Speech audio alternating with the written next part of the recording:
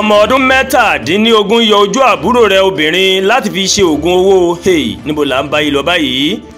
Ọwọ́ iléeṣẹ́ ọlọ́pàá ìpínlẹ̀ Bauchi ti tẹ ọmọ ọdún mẹ́tàdínlógún kan.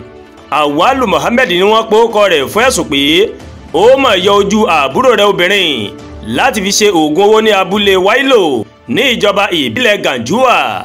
Ìṣẹ̀lẹ̀ ọ̀hún ló máa wáyé ní ọjọ́ 17 oṣù kẹwàá. Ó máa sọ Rukaya Mohammed di ẹni tí kò lè ríran mọ́. Agbẹnusọ iléeṣẹ́ ọlọ́pàá ìpínlẹ̀ Bauchi CSP Ahmed Wakil ó fìdí ìṣẹ̀lẹ̀ náà múlẹ̀ tó sì ṣe àpèjúwe ìṣẹ̀lẹ̀ náà bí ìwà ọ̀dájú. Gẹ́gẹ́ bó ṣe ṣàlàyé, ìwádìí iléeṣẹ́ ọlọ́pàá fi hàn pé afurasí náà ó máa tan àbúrò rẹ̀ lọ sí ẹ̀gbẹ́ igbó kan níbi tó ti kọlù tó sì fi tipátipá tó fi yọ ojú rẹ̀ méjèèjì pẹ̀lú ìrètí láti fi ṣe oògùn owó. Ó wá ṣe ní láàánú pé dókítà ní ilé ìwòsàn ó fìdí rẹ̀ múlẹ̀ pé ojú ọmọ náà ó ti fọ́ pátá o tí kò sì lè ríran mọ́ láéláé.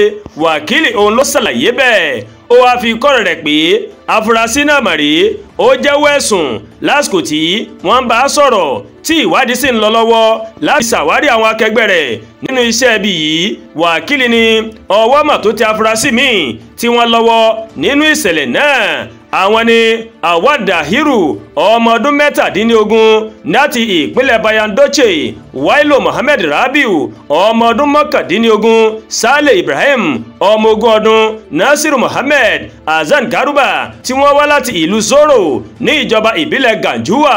Gbogbo àwọn afurasí yìí ni wọ́n ti wà ní àhámọ́ ọlọ́pàá tí ìwádìí sì ń lọ lọ́wọ́ láti rí wípé ìdájọ́ òdodo rèé ó máa wáyé o. Agbẹnusọ ọlọ́pàá òun ló ṣàlàyé bẹ́ẹ̀. Ọlọ́run ṣàánú, níbo là ń bá yìí lọ yé wa mọ́. Ọlọ́run ọba Elédùmarè kò ní jẹ́ kémi àti kó sọ́wọ́ o. Àdúrà gba Olúwatóyìn ló ń kàròyìn sí létí láti kàn ní Ẹ̀yà Yorùbá World TV. Bẹ́ẹ̀ ṣe ń wò wá, ẹ máa bá wa like, ẹ máa share, ẹ máa comment. Ẹ má tún gbàgbé láti bá wa subscribe kẹ́ wá bá wa tẹ notification bell láti lè máa máa ètò alákòójọ̀kan tó bá ti gorí ìkànnì yìí. Ẹ ṣé púpọ̀ tẹ́ wá o, a kú iṣẹ́ látàárọ̀. Ọlọ́run ó fi èrè sí iṣẹ́ mi àti yín o.